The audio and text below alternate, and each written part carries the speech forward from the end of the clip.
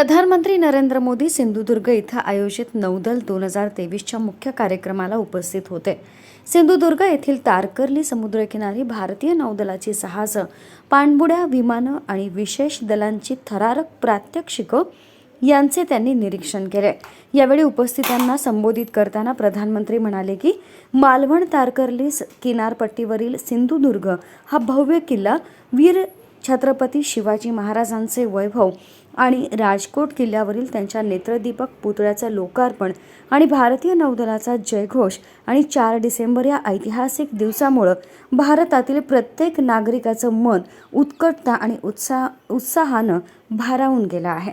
मोदी यांनी नौदल दिनाच्या शुभेच्छा दिल्या आणि देशासाठी प्राणांचे बलिदान देणाऱ्या शूरवीरांपुढे नतमस्तक झाले. सिंधुदुर्गच्या विजयी भूमीवर नौदल दिन साजरा करणं हा खरोखरच अभूतपूर्व अभिमानाचा क्षण आहे, असं प्रधानमंत्री म्हणाले. सिंधुदुर्ग किल्ला भारतातील प्रत्येक नागरिकाच्या मनात अभिमानाची भावना निर्माण करतो. यावेळी त्यांनी शिवाजी महाराजांच्या दूरदृष्टीचा उल्लेख करत सांगितलं की कोणत्याही देशासाठी नौदल क्षमतेचं महत्त्व ते जाणून होते. ज्यांचे समुद्रावर नियंत्रण आहे त्यांच्याकडे अंतिम सत्ता आहे.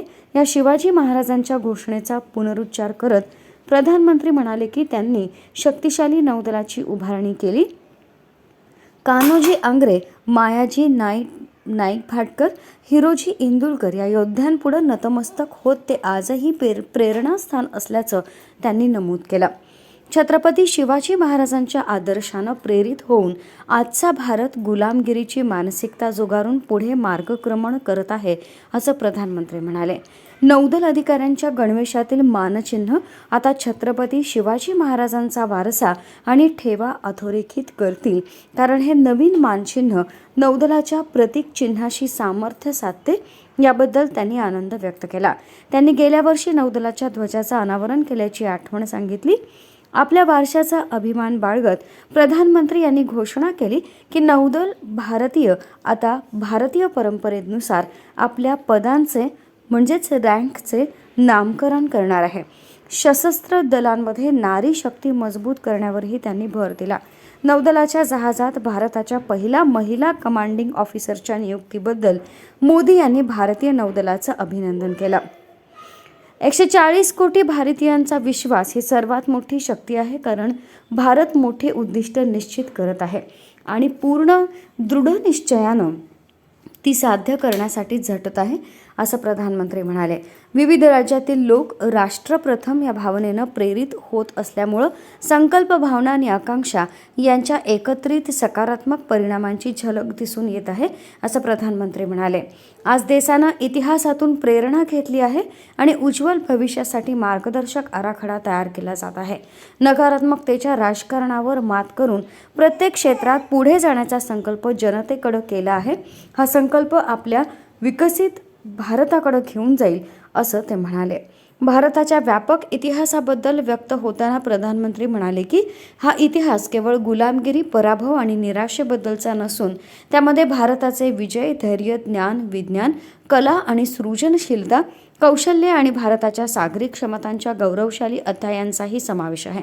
तंत्रज्ञान आणि साधन सामुग्रीची उपलब्धता जवळजवळ नाहीच अशा काळात उभारण्यात आलेल्या सिंधुदुर्गसारख्या किल्ल्याचं उदाहरण देऊन त्यांनी भारताच्या या क्षमतांवर प्रकाश टाकला. त्यांनी गुजरातमधील लोथल इथे सापडलेले सिंधू संस्कृतीमधील बंदर आणि सुरत येथील 80पेक्षा जास्त जहाजे नांगरण्याची क्षमता असलेल्या बंदराच्या वारशाचा उल्लेख केला. देशाच्या किनारपट्टी आणि सीमावर्ती भागातील गावांना देशातील शेवटचं गाव असे संबोधण्याऐवजी देशातील पहिले गाव समजण्याच्या सरकारच्या दृष्टिकोनाचा पुनरुच्चार करताना मोदी म्हणाले, आज किनारपट्टी भागातील प्रत्येक कुटुंबाचं जीवनमान सुधारणं ही केंद्र सरकारची प्राथमिकता आहे. 2019 मध्ये स्वतंत्र मत्स्य व्यवसाय मंत्रालयाची निर्मिती आणि या क्षेत्रात 40,000 कोटी रुपयांच्या गुंतवणुकीचा उल्लेख करून 2014 नंतर मत्स्य उत्पादनात 8% आणि निर्यातीत 110% वाढ झाल्याची त्यांनी माहिती दिली. बीते वर्षों में हमने पहले की सरकारों की एक और पुरानी सोच को बदला है. पहले की सरकारें हमारे सीमावर्ती और समुद्र किनारे बसे गांवों को, इलाकों को अंतिम गांव मानती थी. हमारे रक्षा मंत्री जी ने अभी उसका उल्लेख भी किया. इस सोच के कारण हमारे तटीय क्षेत्र भी विकास से वंचित रहे। यहां मूल सुविधाओं का अभाव रहा। आज समंदर किनारे बसे हर परिवार के जीवन को बेहतर बनाना केंद्र सरकार की प्राथमिकता है। यह हमारी सरकार है जिसने 2019 में पहली बार फिशरीज सेक्टर के लिए अलग मंत्रालय बनाया। हमने फिशरीज सेक्टर में लगभग 40,000 करोड़ का निवेश किया है।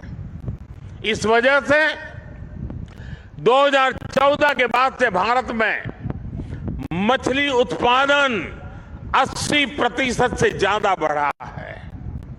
भारत से मछली का एक्सपोर्ट भी 110% से ज्यादा बढ़ा है। अपने मछुआरों की मदद करने के लिए सरकार हर संभव कोशिश कर रही है। हमारी सरकार ने मछुआरों के लिए बीमा कवर 2 लाख से बढ़ाकर 5 लाख किया है।